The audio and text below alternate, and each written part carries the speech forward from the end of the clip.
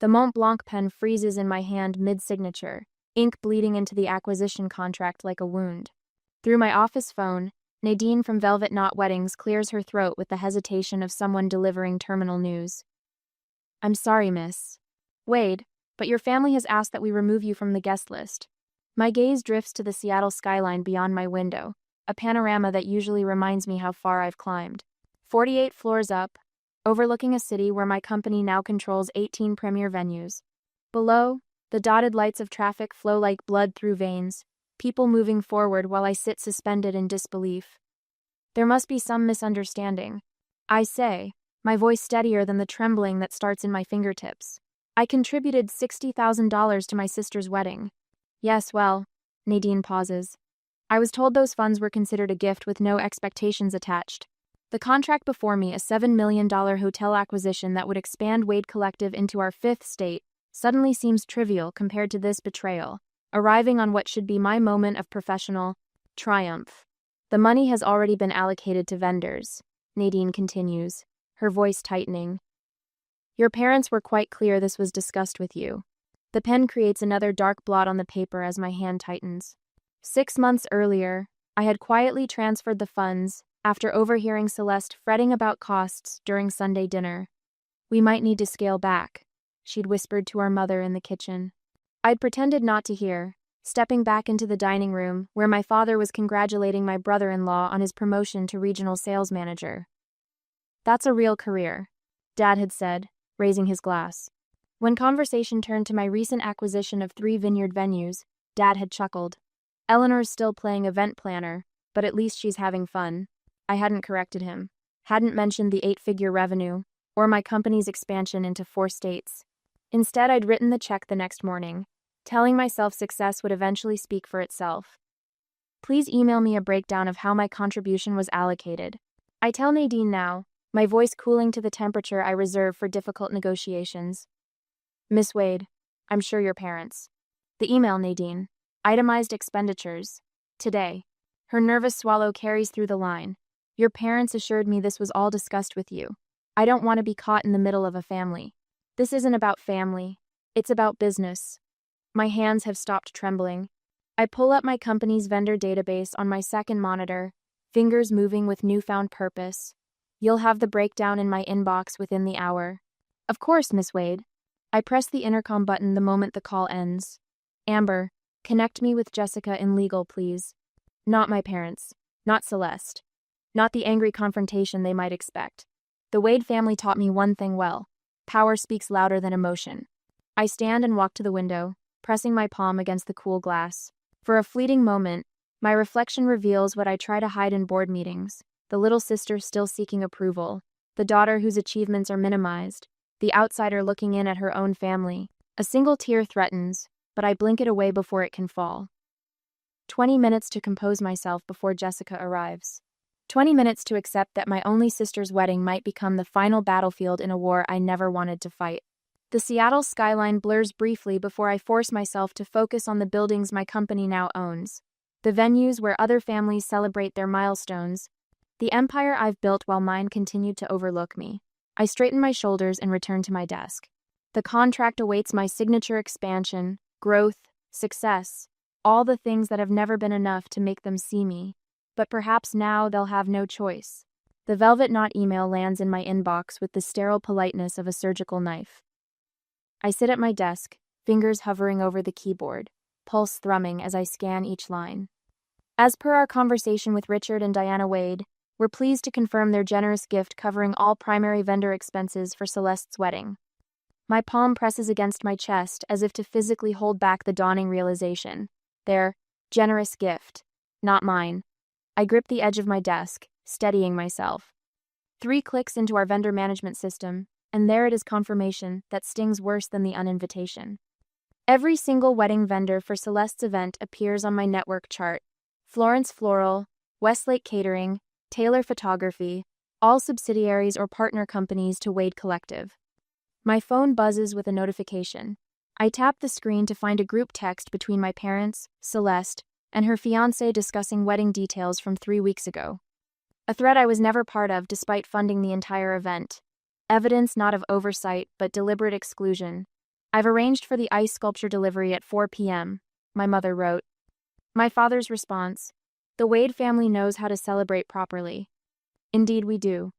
30 minutes later, Jessica and Martin file into my executive conference room, faces professionally neutral as they take their seats.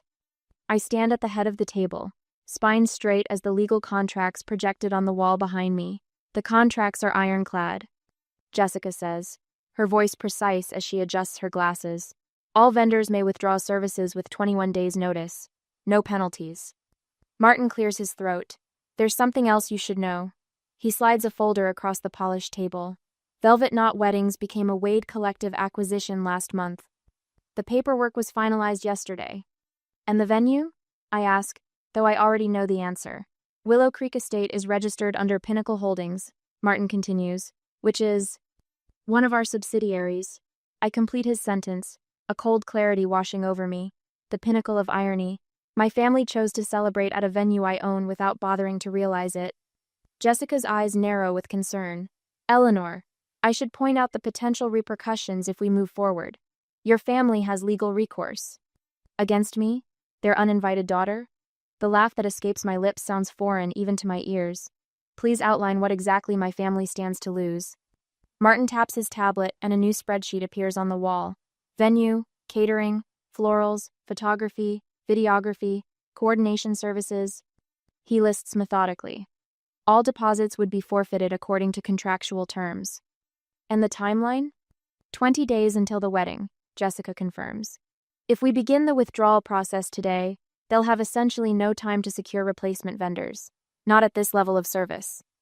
I think of Celeste's excitement when she found the cascading wisteria at Willow Creek, her teary phone call about the perfect rose gold sunset for photos. Dreams I helped fulfill while being systematically erased from the celebration.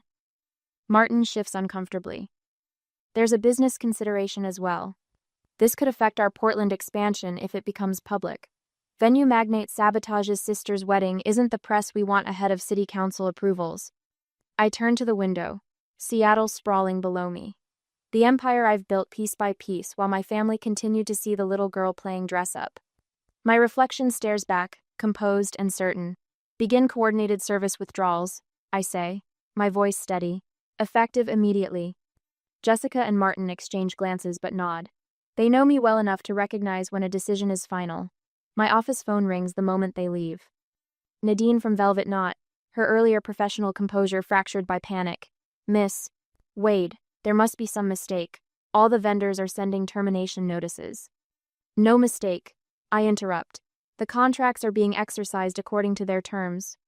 But your sister's wedding requires my presence, apparently, just not my money. I end the call, sinking into my chair. As vendors begin sending cancellation notices to my family, I wonder if business success was truly worth the price of family connection. Should I stand firm on principle and let them face the consequences of their actions, or find a way to salvage both the wedding and my dignity? What would you do when those who should value you most continually fail to see your worth? The answer waits in the gathering storm of my family's impending realization. They've never truly seen me. Perhaps now they'll have no choice. The next morning at the office, my phone vibrates against my desk for the 7th time in 2 hours. Dad's name flashes on the screen again, his 5th call since breakfast. I let it ring until voicemail claims it, then press the speaker button to hear his message. Eleanor, this has gone far enough. His voice quivers with barely contained rage. If these vendors don't reinstate their services by noon tomorrow, I'm contacting my attorney.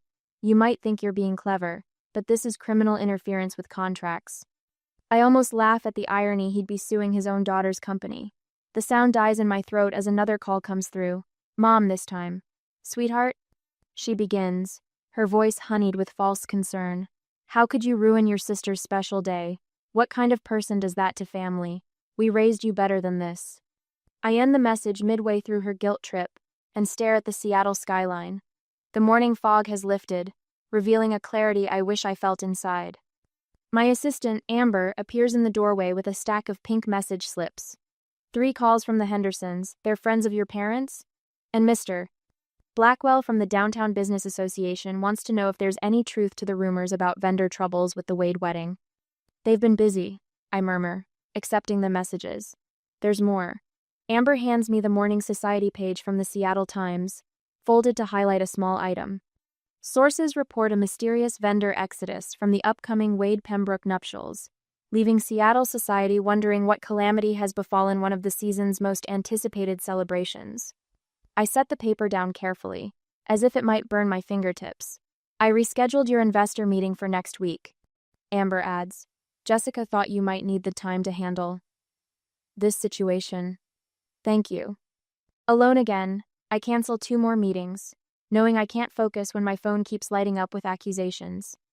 The morning dissolves into damage control, fielding calls from business associates who've received frantic messages from my parents painting me as vindictive and unstable. Later that evening, I sit cross-legged on my living room floor, laptop balanced on my knees, the lights of the city spread below my penthouse windows like fallen stars. I've ordered takeout that sits untouched beside me as I scroll through an old family video from Celeste's 16th birthday. Eleanor planned everything. Mom says to Aunt Judith in the video, her arm around Celeste, she's always been good at little parties. Little parties. The same year, I coordinated a charity gala for 800 people that raised over $2 million. I pause the video and open my email. There, in black and white, 3 years of correspondence with extended family where my parents have systematically minimized my career. Eleanor's venue business is doing well. Dad wrote to Uncle Robert last Christmas, never mentioning that well meant expanding into a 4th state with revenue approaching 9 figures. My phone pings with a notification. Celeste has posted on Instagram a moody black and white photo of her engagement ring with the caption, "Sometimes the people who should love you the most are the ones who hurt you deepest. Grateful for those who stand by me while selfish people destroy others' happiness for personal gain." The comments are filled with heart emojis and supportive messages asking what happened. She doesn't name me but doesn't need to. I open a new document and begin typing. Every email, every text, every conversation where I was dismissed or diminished, every dollar spent on Celeste's wedding, every vendor contract, every thread of evidence forms a timeline of a pattern I've allowed for too long. The next morning, Amber walks into my office carrying a brown paper bag that releases the aroma of cinnamon and butter when she sets it on my desk. "Your favorite from Meredith's Bakery," she says, pulling out a warm morning bun. "You look like you haven't slept." "I haven't," I admit, accepting the offering with grateful hands. Amber leans against my desk, her expression softening. For what it's worth, I'd have uninvited them from my wedding years ago. The unexpected comment catches me mid-bite, and I nearly choke on a laugh, the first genuine one in days. Amber joins in, and for a brief moment, the weight lifts from my shoulders. The lightness disappears 30 minutes later when my father's voice booms from the reception area. My family has arrived unannounced, their voices carrying down the hallway as Amber tries unsuccessfully to enforce my closed-door policy. She can't hide from us forever, Dad declares, his footsteps growing louder. My office door swings open. Dad strides in first, followed by Mom and a stony-faced Celeste. Through the floor-to-ceiling windows behind me, the afternoon sun illuminates the tableau of family dysfunction. "What do you think you're doing?" Dad demands, his face flushed with indignation. I lean back in my chair, hands folded calmly on my desk. "Exactly what you taught me, protecting my investments." Mom steps forward, her hand fluttering dismissively. "It's just a silly wedding invitation, Eleanor. Why make such a fuss? We thought you'd be too busy with your project to attend anyway." Project. I savor the word before reaching for my phone. "Let me show you my project." I pull up the group text they created for wedding planning, the one I was never included in, and project it onto the wall screen. Message after message appears. Discussions of seating arrangements, floral designs, menu selections. Mom sharing the credit card receipt for the venue deposit. "Just put it on our card, we can use Eleanor's money but say it's from all of us." Dad's message. "She'll never know the difference. She's too wrapped up in her little business ventures." The blood drains from their faces as their words fill the wall behind me. "Did you think I wouldn't find out?" I ask quietly. "Or did you just not care?" Celeste sinks into a chair, staring at the messages as if seeing them for the first time. Mom opens her mouth, closes it, then tries again. "We were trying to simplify things," she manages weakly, "but something has shifted in the room, and within me." Looking at their stunned expressions, a realization washes over me. I've spent years chasing their approval, but I've built something they can't dismiss or diminish any longer. I don't need their validation to command respect. The door opens again as Jessica and Martin enter, arms laden with folders. Jessica, ever the professional, nods to my family before setting a slim portfolio on my desk. The solution you requested, she says, opening it to reveal a detailed proposal. Martin steps forward with a tablet displaying photographs of the Laurel House, one of my smaller estates. Everything can be ready within the original time frame. We've confirmed availability with all replacement vendors. Dad watches this exchange, his expression morphing from anger to confusion. You have a team, he says, as if noticing for the first time that I've built more than just a hobby. A remarkable one. I agree, standing taller now. They've prepared an alternative that salvages the wedding while protecting my dignity, something you never bothered to consider. My executive team presents the solution with precision and confidence, offering what my family has only taken, solutions instead of demands, respect instead of dismissal. In their presence, I feel my voice strengthen, my spine straighten. When they finish, I open my desk drawer and withdraw a folder embossed with the Wade Collective logo, a portfolio I prepared through the night, outlining my terms. The Laurel House. 1 day only. Basic services included. I slide the folder across the desk. My alternative offer. As my family stares at the document before them, I get the text message. I glance at the sender ID, Celeste. I look up at my sister standing across from me, phone in hand, her eyes meeting mine with an intensity I haven't seen since we were children. I need to speak with you, the message says, alone. I nod at her and she leaves the office with my parents. 2 days later, the wind whips across Crescent Bay Lodge's outdoor terrace, carrying salt and victory on its breath. I've chosen this cliffside venue deliberately my crown jewel property, with its panoramic ocean views and understated luxury that commands 7 figures annually. The perfect backdrop for precision warfare. Celeste arrives 15 minutes early, her sedan pulling into the circular drive where Martin waits to escort her. Through the floor-to-ceiling windows, I watch my sister's expression shift from confusion to awe as she takes in the sweeping architecture, the way the building seems to emerge organically from the cliffside like it grew there rather than being constructed. Eleanor. Celeste steps onto the terrace, silk scarf fluttering around her throat. Her eyes widen, taking in the infinity pool that appears to spill directly into the Pacific. This is... yours? Welcome to Crescent Bay. I gesture to the leather portfolio on the glass table. Please sit, too. The ocean crashes rhythmically below us, providing a soundtrack to what must be done. I open the portfolio without preamble, presenting the first document. This is the confirmation from Velvet Knot removing me from your guest list. I slide it across the table, followed by a bank statement. This shows my $60,000 contribution, which according to Nadine, was represented as a gift with no expectations. Celeste's fingers tremble slightly as she reviews each page. I continue methodically, laying out vendor contracts, cancellation notices, and the email thread with Nadine. Each of these vendors has withdrawn services as of yesterday. The venue is no longer available. Catering, flowers, photography, all canceled. My voice remains steady, factual. Color drains from Celeste's face as comprehension dawns. Mom and Dad said you were too busy to come, that you had meetings in Portland that weekend. I own the venue, Celeste. I own most of the vendors. Did you really think I wouldn't discover I'd been uninvited from a wedding I largely funded? Understanding breaks across her features like a wave. How much of this wedding industry do you actually control? Before I can answer, the terrace door bangs open. My parents storm through, father's face flushed above his golf shirt. What do you think you're doing? He strides toward us, mother following in his wake. Celeste, we've been calling you for hours. I'm showing my sister the truth. I rise slowly, reaching for the remote on the table. Since you've spent years hiding it from her. Father waves dismissively. This childish tantrum over a wedding invitation. This isn't about an invitation. The wall behind me illuminates as the hidden screen activates. This is about respect.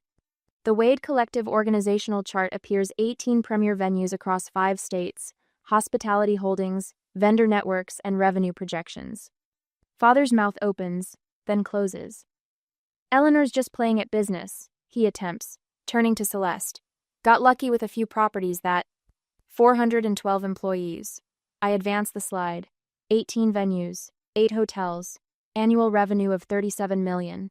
This isn't luck, Dad. This is what you refuse to see. Mother steps forward. Darling, we always knew you were doing well with your little company, but my little company is worth more than Dad's ever was. The words land like stones in still water. The invitation wasn't the insult. The insult was spending my money while pretending I didn't matter. Celeste stands suddenly. I need you both to leave. Celeste, Mother begins. Now. My sister's voice carries an unfamiliar edge. I need to speak with Eleanor alone. The silence after they exit feels like the eye of a hurricane, temporary, charged with potential energy. Celeste turns to me, tears brightening her eyes. I didn't know any of it. That was the point. I closed the portfolio. They made sure you didn't. The terrace door opens again, but this time it's Jessica and Martin who enter, each carrying leather-bound presentations. Jessica nods professionally at Celeste. Miss Wade, we've prepared the contracts for the Laurel House. She places her portfolio on the table. It's available for your original date. Every Zalich's not cappers. Martin adds his documentation beside hers. We've assembled a complete vendor portfolio ready to execute with 21 days' notice. Everything from your original plan has been replicated, with adjustments for the new location. Celeste watches them with growing comprehension. Miss Wade, she repeats softly, noticing how they address me with deference, not the dismissive tone our parents always used. Thank you, Jessica, Martin. I gesture toward the chairs. Please, walk Celeste through the options. As they outline the new wedding plan with calm efficiency, I notice the shift in my sister's posture, straightening, leaning forward with intent focus. For the first time, she's seeing me not as her overlooked sister, but as the businesswoman our parents never acknowledged. My phone vibrates with incoming calls an hour later. Mother, father, mother again. The tone of their voicemails has shifted from demanding to pleading over the past hours. Their society friends have started asking questions about problems with the wedding. Father's business associates, previously unaware of my success, are expressing surprise at learning about Eleanor Wade's business empire. Is this real? Celeste asks when Jessica finishes, gesturing to the alternative wedding plans. You'd do this after everything? The Laurel House is yours if you want it. Martin will coordinate everything. I meet her eyes directly, but we need to discuss terms. The family meeting is scheduled tomorrow at my headquarters. As Celeste looks at me with new understanding, I wonder, should I simply reinstate the original wedding plans to spare her pain, or stand firm on my terms to finally establish boundaries with my family? Sometimes mercy feels like weakness, but sometimes strength requires forgiveness. The ocean crashes below us, constant and uncompromising. Like the truth. Eleanor, Celeste says finally, I'd like to see the Laurel House. I nod to Martin, who begins gathering the contracts. This isn't victory yet, just the first acknowledgement of a battlefield that has existed for years. My phone vibrates again. Another parent calling to plead rather than demand. The balance is shifting, but the war isn't over. It has only just begun. The next day, at headquarters, the family attorney's briefcase snaps open with military precision on my conference table. My father settles into the chair directly across from me, checking his Rolex for the third time in 5 minutes, a nervous tick I've observed since childhood, whenever he feels control slipping away. Mother arranges herself beside him, her forced smile as brittle as the pearls around her neck. We've drafted a reasonable compromise, Father says, sliding a document across the polished surface. You reinstate the original vendors and venue, and will ensure you receive a proper invitation. I don't touch the paper. Through the floor-to-ceiling windows behind them, Seattle's skyline forms a glittering backdrop that seems to underscore the distance between us. Them still seeing the daughter who needs their approval, me seeing clearly for perhaps the first time. A compromise suggests equal standing. I say, my voice steady. There's nothing equal about spending $60,000 of my money while excluding me from the event. Mother leans forward, her perfume the same scent she's worn since I was a child suddenly cloying. Think about what people will say, Eleanor. The family reputation is apparently worth exactly $60,000, I finish for her, plus tax. My father's jaw tightens. You've made your point with this little business demonstration. Now it's time to be reasonable. The word little hangs between us. The same diminutive he's attached to every achievement I've ever presented. Little business. Little hobby. Little Eleanor, playing at success. I press a button on my phone. Amber, please bring in the portfolio. While we wait, neither parent apologizes. Neither acknowledges the fundamental wrong of their actions. They simply expect compliance, as they always have. My assistant enters with a leather-bound portfolio, placing it before me with the precision of someone who understands exactly what this moment represents. I open it to the first page, a financial statement. Wade Collective grossed $83 million last year. I say, turning the portfolio toward them. That's approximately 7 times what your company ever made in its best year, Dad. His eyes widen, disbelief warring with dawning comprehension. I flip to the next page, a Wall Street Journal profile. I deliberately minimized our family connection in every interview. Not because I was ashamed of you, but because I thought it might hurt your pride to be known as Eleanor Wade's parents rather than the other way around. Another page, property holdings. Another organizational chart. With each turn, their expressions shift from confusion to shock. I don't need your permission to be successful, I say quietly. I need your respect to be family. The conference room door opens. Celeste steps in, her eyes red-rimmed but resolute. Martin stands beside her, his presence a silent confirmation that he's shown her everything, the true extent of my contribution, the systematic dismissal, the empire I've built while they weren't looking.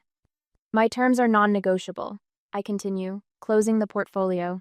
The Laurel House, 80 guests maximum, $185,000, paid up front. That's outrageous, Father sputters. That's market rate. I correct him. Actually, it's a family discount. Celeste moves to stand beside me, not them. The shift is small but seismic. I'd like a tour, she says softly, of everything. 30 minutes later, we stand in the main ballroom of my flagship venue. Crystal chandeliers reflect light across marble floors that cost more than my father's first house. Staff members approach with questions, each deferring to me with a respect my family has never witnessed. Miss Wade, the Morrison wedding needs approval on the custom lighting installation. Miss Wade, Chicago called about accelerating the acquisition timeline. Miss Wade, your investment team is waiting in the North Conference Room whenever you're ready. With each interaction, my father grows quieter, his shoulders gradually losing their rigid certainty. Mother wanders toward a display case featuring awards and press clippings, her fingers trailing over glass that protects evidence of a success she never bothered to acknowledge. When we reach my office, Mother notices it immediately, the only personal item in a space otherwise dedicated to business. A family photo from Celeste's graduation, all 4 of us smiling, my arm around my sister's shoulders.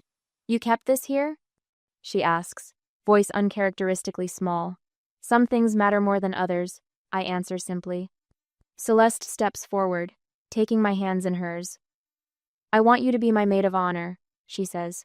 Not just a guest, if you'll still consider it. The request catches me off guard, warmth blooming in my chest despite all my careful defenses. I'd be honored, I say, then add the boundary I should have established years ago, but only if it's because you want me there. I always did, she whispers. I just didn't know about any of this, about what they did.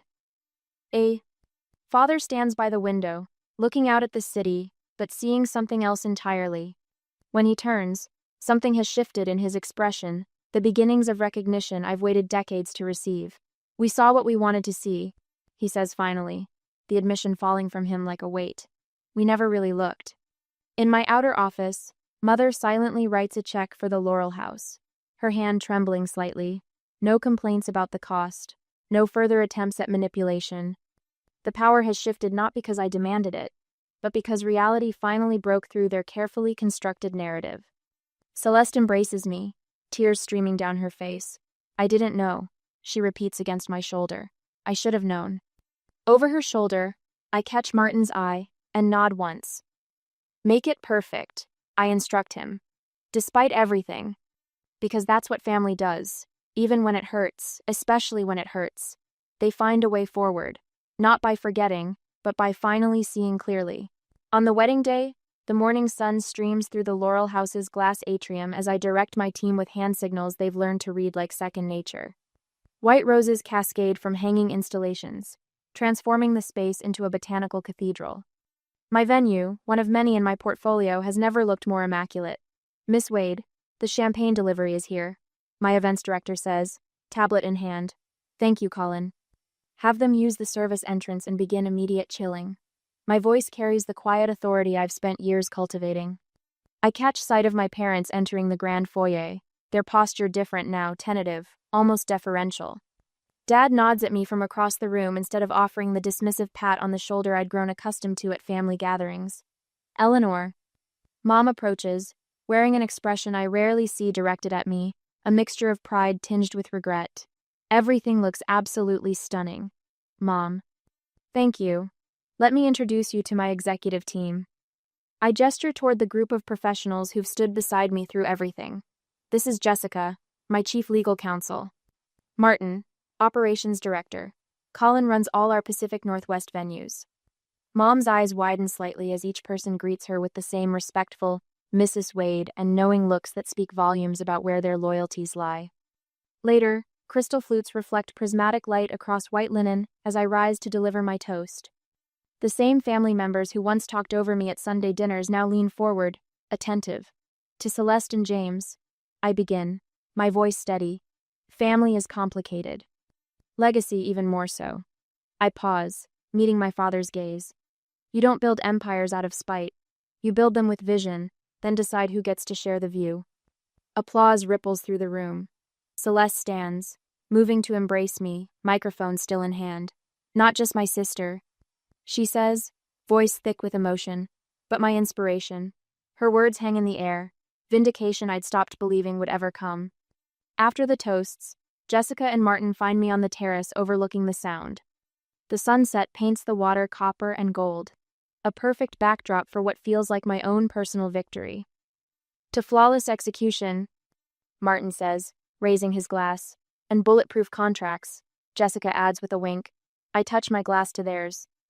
You two are more family to me than they've been in years. The admission comes easily now, without the sting it once carried. To boundaries that build bridges, not walls. Months later, Sunday dinner unfolds in my penthouse, floor-to-ceiling windows framing the Seattle skyline I conquered one building at a time. My father leans forward at the dining table I selected for its perfect dimensions. What do you think about expanding into the Southwest? He asks, his tone genuinely curious. With your business model, Arizona could be untapped potential. From the living room, I hear my mother's voice. My daughter, the CEO, she tells her friend, proudly displaying a magazine feature I'm certain she's memorized. My phone buzzes with a text from Celeste. The wedding photos have gone viral, each venue tagged with my company's name. A second message follows. You didn't just fund this wedding, you held it together. I see that now.